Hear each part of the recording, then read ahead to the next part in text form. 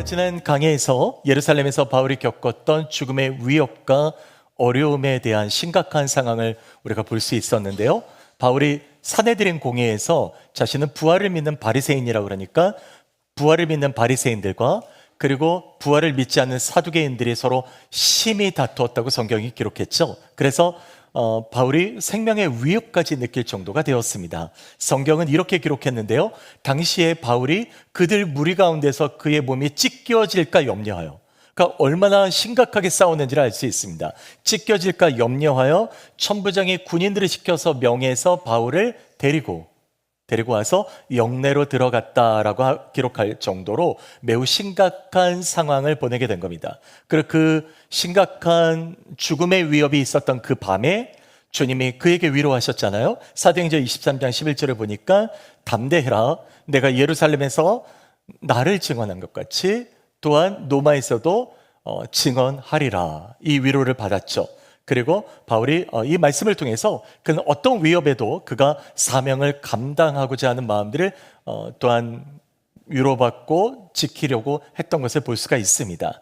그리고 나서입니다. 오늘 본문은 그리고 나서 그 다음 날이 된 겁니다. 그 다음 날에 이렇게 성경은 기록합니다. 12절과 13절을 보시면 날이 새매, 그러니까 그 밤에 몇 시간 후가 지난 후겠죠.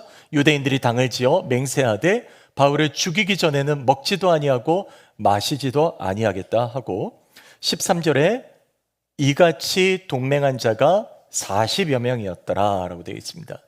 여러분, 이 구절을 보시니까요, 유대인들은 무리를 지어서 대제사장과 장로들을 찾아와서 맹세했는데요, 먹지도 마시지도 않고 바울을 죽이기 전에는 그렇게 하겠다라고 얘기하면서 40명의 결사대가 생긴 것입니다. 40명의 결사대요. 그들의 계획이 무엇이죠? 천부장에게 얘기해서 바울을 공회로 다시 부르라고 얘기하고, 그 공회의 부름을 받고 바울이 온다면 자기들이 길목에 숨어 있다가 바울을 죽이겠다는 겁니다. 바울 한 사람을 잡기 위해서 40명의 결사대가 모집된 겁니다. 매우 무섭고도 매우 두려운 계획입니다. 대체 왜 바울에게, 그들은 어떤 위협이 됐기에 이렇게 하고 있을까요? 바울이 유대인들의 이익과 권리를 뺏은 적이 있습니까? 없지 않습니까? 그리고 생명을 위협한 일이 있습니까? 없죠. 당시 바울이 할 수 있었던 일이란 그냥 천부장에게 지금 갇혀 있는 겁니다. 그러니까 로마 군대에 갇힌 겁니다. 그거 외에 바울이 한 일이란 없어요. 이런 형편인 바울을요, 40명의 결사대가 모여가지고 죽이려고 했단 말이죠. 그런데 이 계획이 신속하게 진행됩니다. 그래서 이 상황을 16절에 보시면 놀랍게도 바울의 조카가 알게 돼요. 바울의 생질이 그들이 매복하여 있다함을 듣고 와서 영내에 들어가 바울에게 알린지라. 저는 이 구절에서 바울이 조카의 방문을 듣고 그가 이 소식을 들었을 때 그 감정을 좀 생각해 봤습니다. 한마디로 충격이죠. 갇혀있는 자기를 죽이려 40명의 결사대가 조직되어 기다리고 있다는 거니까 하늘이 내려져 않는 막막한 심정이 되지 않았을까. 만일 그들의 계획대로 천부장이 공회에다가 바울을 넘겨주면 자기의 죽음 그렇다 치고, 로마에서 나를 증언하리라고 했던 주님의 말씀을 얼마 전에 방금 전에 들었던 바울인데, 또한 이 상황은 매우 심각한 상황이 되는 겁니다. 물론 바울은 에베소 장로들을 불러서 밀레도에서 예루살렘에 오기 전에 그가 고백했던 다짐이 있긴 했죠. 내가 달려갈 길과 주 예수께 받은 사명, 하나님의 은혜의 복음을 증언한 일을 마치려 하면은 나의 생명도 조금도 귀한 것으로 여기지 않겠다. 비록 그는 죽음에 대한 각오가 있었습니다. 아마도 그는 이 사건을 접하면서 이런 다짐들을 생각했을 수도 있죠. 그러나 꺼져가는 등불처럼 그 앞에는 죽음만이 기다리고 있던 상황입니다. 여러분, 오늘 바울 같지는 않아도 우리들의 현실은 어떤가요? 어렵고 힘든 일들을 겪죠. 그럴 때마다 그 고난에서 이겨내기를 또한 간구하지 않습니까? 그런데 왜 계속 어려움은 쌓이는가 말입니다. 사람들에 대한 실망이 커져갑니다. 사업은 잘 해결될 것 같지 않아 보여요. 해결돼야 할 부채가 겹겹이 쌓여서 더 어려움을 겪을 때도 있습니다. 무너져 내리는 심정처럼 말이죠. 믿음으로 이겨보려고 하지만 현실은 우리를 더 어렵게 할 때가 있습니다. 교회 다니면 더 잘 돼야 될 것 같은데 교회를 다녔는데도 어려움을 겪을 때가 분명히 있습니다. 막막한 현실입니다. 감사하고 싶지만 감사보다는 불평이 터져 나오고, 찬양하고 싶지만 찬양보다는 탄식이 많아졌고, 기쁨보다는 슬픔과 눈물이 앞을 가릴 때 우리는 이 현실들을 어떻게 이겨낼 수 있을까요? 어떻게 이겨낼 수 있을까요? 저는 이 질문을 던지면서 오늘 본문이 증언하는 이 믿음의 사람 바울을 통해서 우리가 말씀의 도전을 받을 텐데, 말씀 앞으로 한 걸음 더 들어가서 이 바울의 모습을 좀 생각해 보려고 합니다. 결론입니다. 결론적으로 이 바울의 모습을 통해서 우리가 배우는 도전은 죽음의 위협 앞에서도 함께 하시는 주님을 그가 신뢰하고 있다는 걸 볼 수 있습니다. 함께 하시는 주님을요. 여러분, 이제 본문으로 다시 한번 들어가서 일어난 사건들을 한번 생각해 보죠. 이 본문의 시점이 중요합니다. 오늘 이 본문의 시점이 바로 사내들인 공회가 있은 다음에 그날 밤에 주님께서 바울 곁에 서서 담대하라고 얘기하신 후의 일입니다. 담대하라라고 얘기하신 그 후에 얼마 지나지 않아 예기치 않은 조카의 방문을 받았죠. 그리고 그를 죽이려는 결사대 얘기를 듣습니다. 바울을 죽이기 전에는 물도 먹지 않고 또 음식도 먹지 않겠다라고 죽음을 각오한 그들이 어딘가 길목에서 바울을 지키고 있다는 걸 알게 된 겁니다. 이런 죽음의 위협에 닥쳤지만 바울 옆에는 군사밖에 없습니다. 아무도 그를 도와줄 사람이 없습니다. 그리고 이겨낼 수 있는 환경 자체가 아닙니다. 또 이렇게 한번 생각해 보십시오. 바울이 조카의 얘기를 들어서 이제 백부장에게 요청해가지고 그 조카를 천부장에게 보내려고 할 때, 이 사건에서 백부장이 바울의 말을 들어줄 것이라고 확신할 수도 없습니다. 아니, 들어줬다고 합시다. 근데 천부장 앞에 가서 조카의 얘기를 천부장이 다, 전혀 생면부지의 사람의 얘기를 다 들어줄 리도 만무합니다. 이게 오늘 본문이 보여주는 팩트입니다. 그냥 있는 그대로의 사실들이죠. 이런 절박한 위기에서 어떤 것도 기대할 수 없는 이 상황에서 바울이 우리에게 보여줄 수 있는 모습은 아마도 이런 모습들이 아니었을까요? 예를 들어 염려할 수 있습니다. 자기 눈앞에 닥친 그 위기와 현실 앞에서 두려워질 수 있죠. 현실에 대해서 고통이 몰려올 수 있습니다. 누군가 나를 위협한다고 하면, 그것도 이미 그 얘기를 조카로부터 들었는데 40명의 결사대가 지키고 있다는 얘기를 이 밤 지나면, 이미 지났죠. 그리고 이제 천부장의 허락만 하면 자기는 가다 죽는 겁니다. 얼마나 두려웠을까요? 두려운 현실들이 닥치고 있는 겁니다. 또한 바울이 로마에서 증언하리라고 했던 주님의 말씀을 들었을 때 그 약속에 대해서 의심할 수도 있습니다. 가능성을 얘기하는 겁니다. 바울이 믿음이 있으니까 믿음은 버리지 않겠지만 포기하는 심정이 되지 않았을까라고 생각해 볼 수도 있죠. 아마 우리가 이런 일을 겪고 있다면 우린 분명히 의심하고 두려워하고 불안하고 공포에 떨었을지도 모르겠습니다. 그러나 바울은요, 두려워하거나 염려하지 않습니다. 그가 보여준 모습은 매우 분명한데요, 죽음의 공포에도 흔들리지 않았고요, 포기하지 않습니다. 말씀드린 대로 바울은 온전히 주님을 신뢰합니다. 분명 그는 담대하라, 네가 로마에서도 나를 증언하리라고 할 것이는 그 말씀, 그 사명을 예루살렘이 아니라, 여기서 끝나는 것이 아니라 주님께서 나를 로마로 보내실 것이라고 하는 그 마음에 확신을 갖고 있었을 거라고 생각합니다. 왜 그렇게 생각하냐면 그가 보여준 행동 때문에 그렇습니다. 그가 마음만 그랬던 것이 아니라 그가 온전히 주님을 신뢰하고 행동하고 있다는 것을 통해서 볼 수 있다는 겁니다. 암울하고 죽음 같은 현실에서 17절을 보십시오. 바울의 조카가 영내 밖에서 일어나고 있는 40명의 결사대의 얘기를 들려줄 때 바울은 이렇게 행동합니다. 이 구절 같이 읽겠습니다. 바울이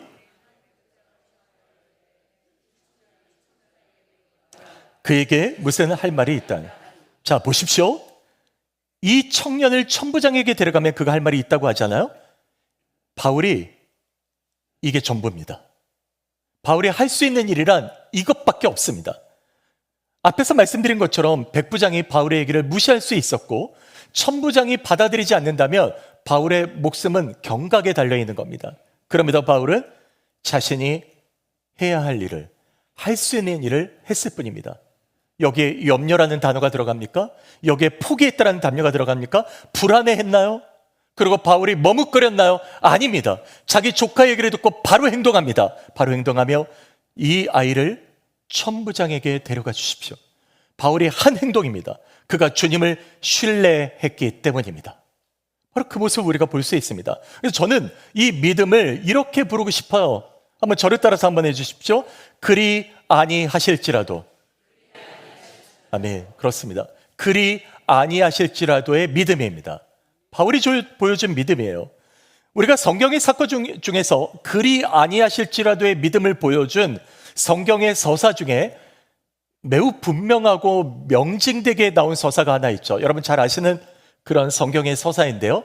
다니엘서에 기록된 겁니다. 다니엘서가 다니엘의 그 세 친구들의 얘기입니다. 다니엘은 BC 600년경인데 남유다가 멸망하는 시기에 그 바벨론의 느부갓네살 왕의 침략으로 인해서 왕족과 귀족이 다 끌려갈 때 함께 갔던 청년입니다. 그때 그의 친구들이 있었습니다. 사드락과 메삭과 아벳느고가 있었는데요. 그들은 믿음을 지켜냅니다. 다니엘서 3장에 보면 이런 사건에 주목할 수가 있습니다. 당시 바벨론 느부갓네살 왕은 금 신상을 짓는데요. 높이가 60규빗이고 그리고 넓이가 6규빗 정도 되는 큰 금신상을 짓습니다. 이걸 미터로 환산하면 높이가 약 27m에서 30m가 되고 그리고 넓이가 한 3m 정도가 되는 큰 신상입니다. 그리고 왕은 이렇게 얘기하죠. 누구든지 이 신상 앞에 절하라. 절하지 않는다면 즉시 맹렬히 타는 풀무불에 던져 넣으리라. 이 명령에 그 사드락과 메삭과 아벳느고는 절하지 않습니다. 그래서 어떻게 돼요? 고소를 당하죠. 왕 앞에 끌려옵니다. 왕이 진노하잖아요. 그들에게 신상에게 절하지 않으면 당장 맹렬히 타는 풀무불에 집어넣겠다. 너희를 내 손에서 건져낼 자가 누가 있겠냐라고 얘기하면서 그 세 사람을 위기에 넣죠. 그러나 그들은 왕에게 얘기합니다. 우리가 섬기는 하나님이 우리를 맹렬히 타는 풀무불에서 지켜주실 겁니다. 그러나 그 다음 구절이 다니엘서 3장 18절입니다. 같이 읽겠습니다. 그렇게 아니하실지라도 왕이여 우리가 왕의 신들을 섬기지도 아니하고 왕이 세우신 금심상에게 절하지도 아니할 줄을 아옵소서. 네, 그리 아니하실지라도 왕이여 우리가 왕의 신들을 섬기지 않습니다. 왕이 세우신 금신상에게 우리가 절하지 않습니다. 여러분 이 말을 보십시오. 그들의 말은 주님이 그들을 구원하실 것을 믿지만 그렇지 않아도 무엇이에요? 구원받지 않는다 해도 무엇을 하겠다? 우리는 왕의 신을 섬기지 않고 금신상에게 절하지 않겠다라고 하는 믿음의 선포입니다. 그리고 이 말 후에 어떻게 되죠?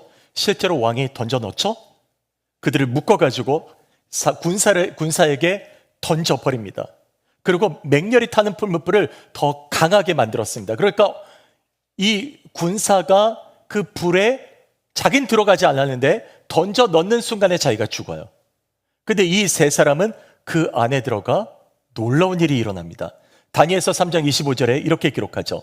왕이 또 말하여 이르되 내가 보니 결박되지 아니한 몇 사람? 네 사람이 불 가운데로 다니는데 상하지도 아니하였고 그 넷째의 모양은 신들의 아들과 같도다. 여러분 이게 놀라운 구원의 사건입니다.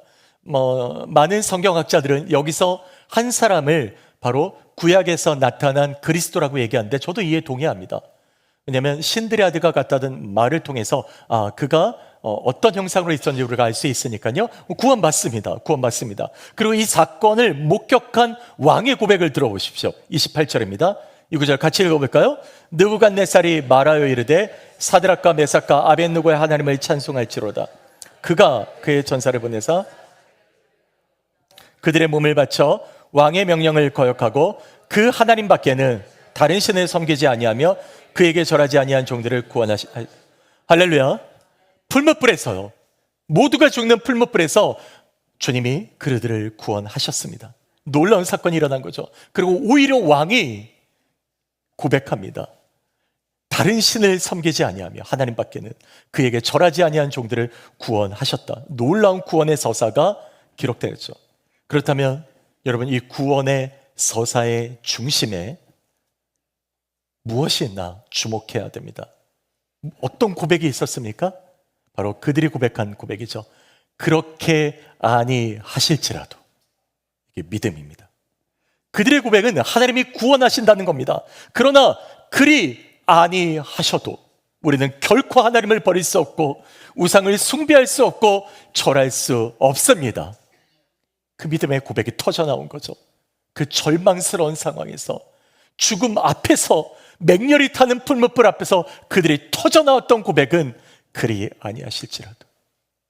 오늘 본문에서 바울이 바로 이런 모습을 보여주지 않나 싶습니다. 40명의 결사대가 영내 바깥에서 길목을 지키고 있고, 영내를 나가면 죽음이라는 걸 알았습니다. 영내를 나가면 주님이 로마로 가라고 하셨는데 로마로 가기를 또한 간절히 기도하고 믿지만, 그러나 그는 뭘 고백하는 겁니까? 그가 한 행동을 보니까 그리 아니하시지라도, 그렇게 아니하셔야 한다 하더라도 나는 결코 주님을 떠나지 않겠습니다. 주님을 버리지 않겠습니다. 그리고 이 믿음을 지키겠습니다라고 고백하고 있는 겁니다. 바로 이런 믿음의 결단이 그들 앞에서 주님께서 어떻게 일하는지 보십시오.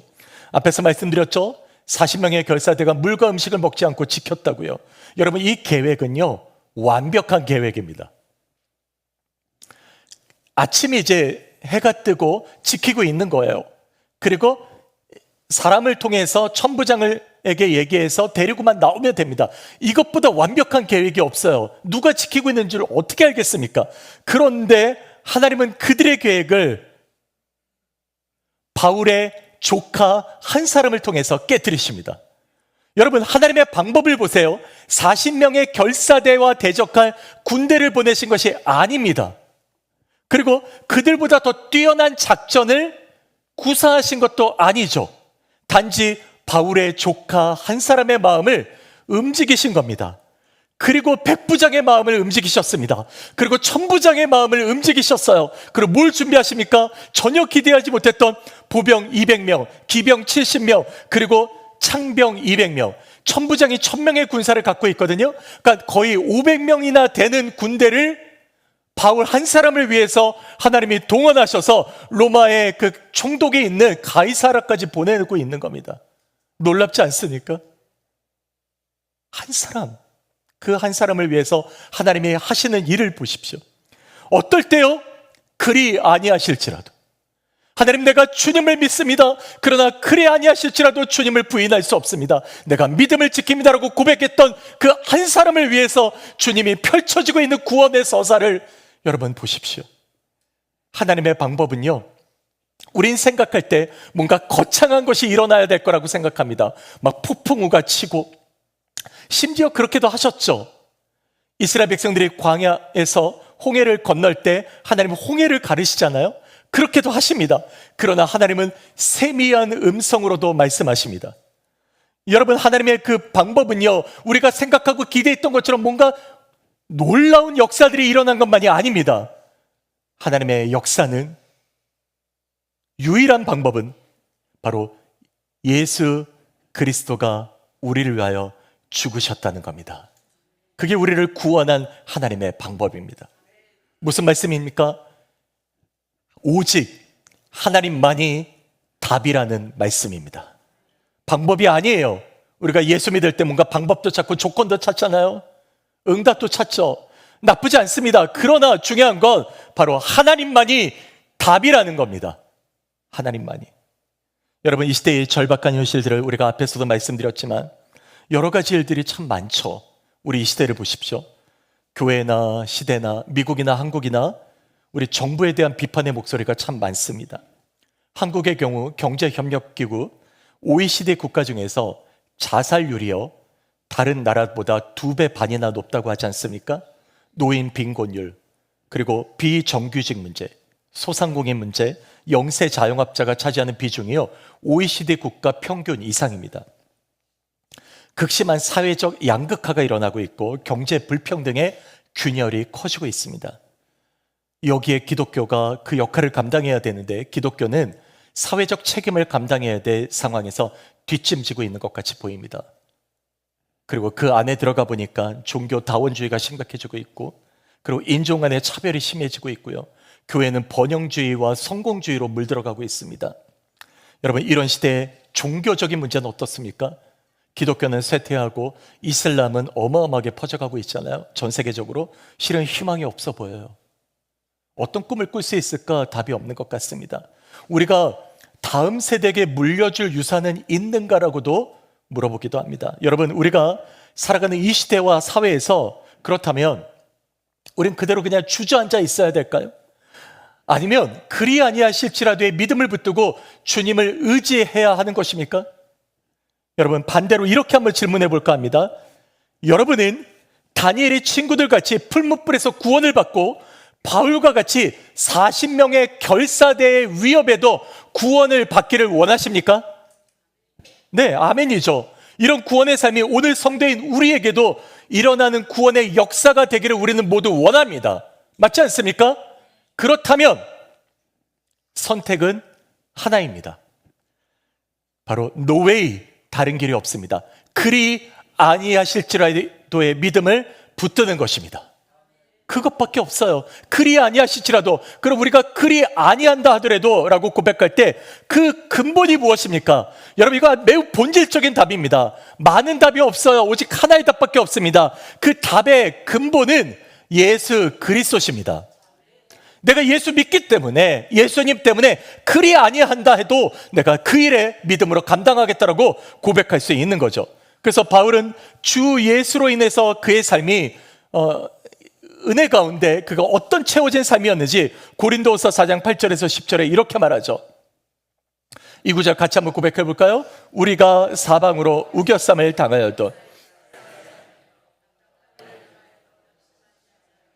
박해를 받아도 버림받지 아니하며 거꾸로 때림을 당하여도 망하지 아니하고 우리가 항상 예수의 죽음을 몸에 짊어지면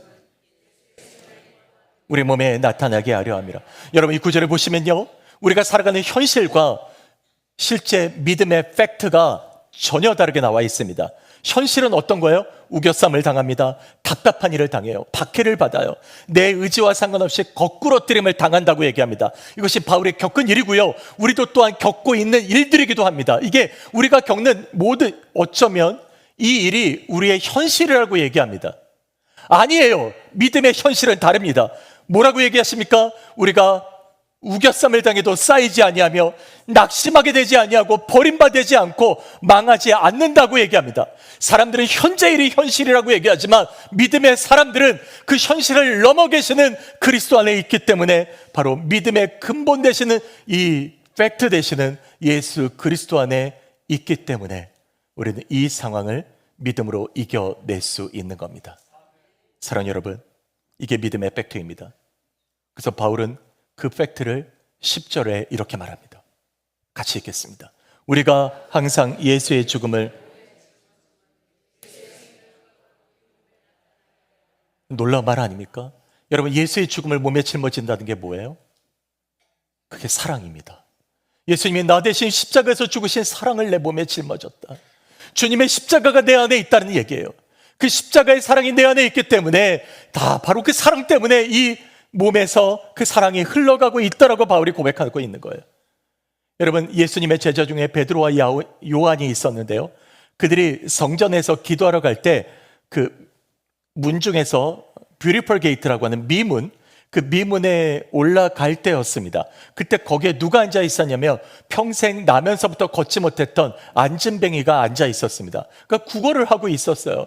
그러니까 베드로와 요한이 그를 보고 우리를 보라 그래요. 그러니까 이 사람이 어땠어요? 우리를 보라 그러니까 뭔가 줄 것처럼, 평생 구걸하던 사람이니까 뭔가를 줄 것을 기대하고 보지 않았겠습니까?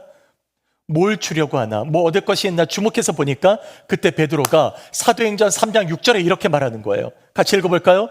음과 그는 내게 얻거니와 내게 주노니 나사렛 예수의 이름으로 일어나 걸으라. 아멘. 아멘. 사랑하는 여러분, 그가 준 것은 다른 게 아니에요. 은과 금이 아니에요. 내게 있는 이것, 예수입니다.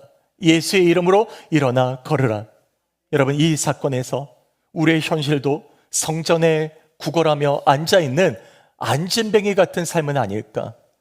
현실에서 일어날 힘도 없고 실망하고 낙심하는 일들로 차 있지 않습니까? 도움을 얻길 원해도 도움을 얻을 길 없는, 그래서 늘 금과 은을 구하며 살아가기를 원하지만 다람쥐 쳇바퀴 도는 삶에서 누가 도움을 줄 수 있을까 힘들어할 때, 여러분, 베드로의 외침을 들으십시오. 그는 선포합니다. 내게 있는 이것을 내게 준다. 바로 그것이 예수의 이름이다.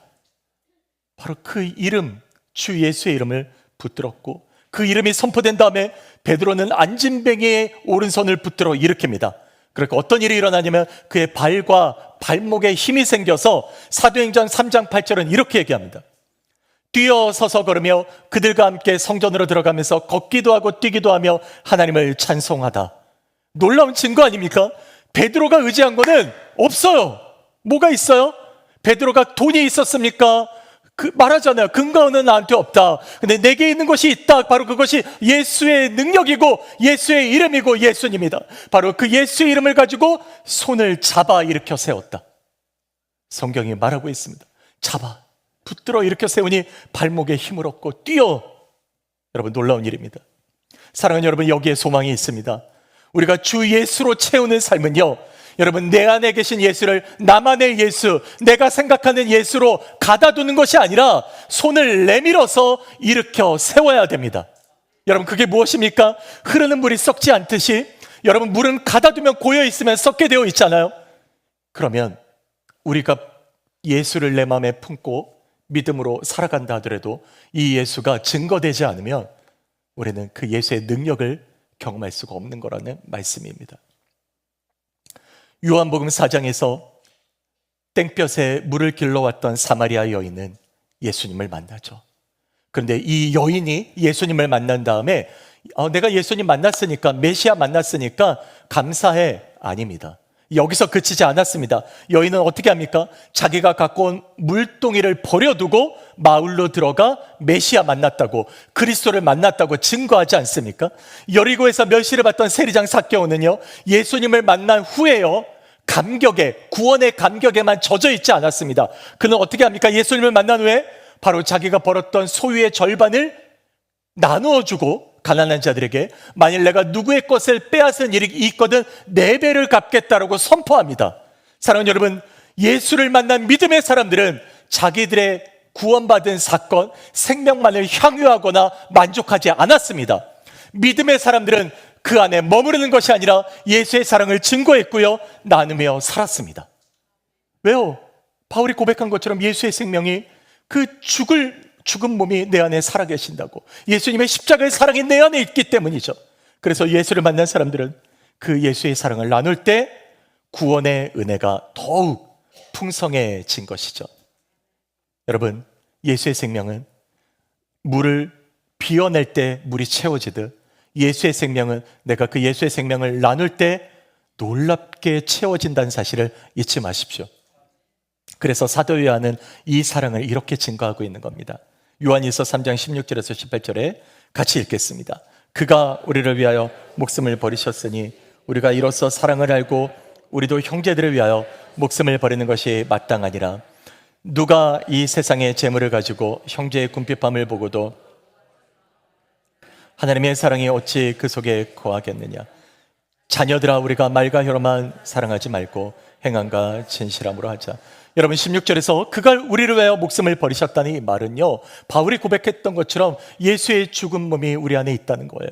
십자가의 사랑을 우리가 가졌다는 겁니다. 그 사랑을 알았다는 거예요. 그런데 여기서 멈추지 않았다는 겁니다. 우리도 형제들을 위하여 뭘 하라?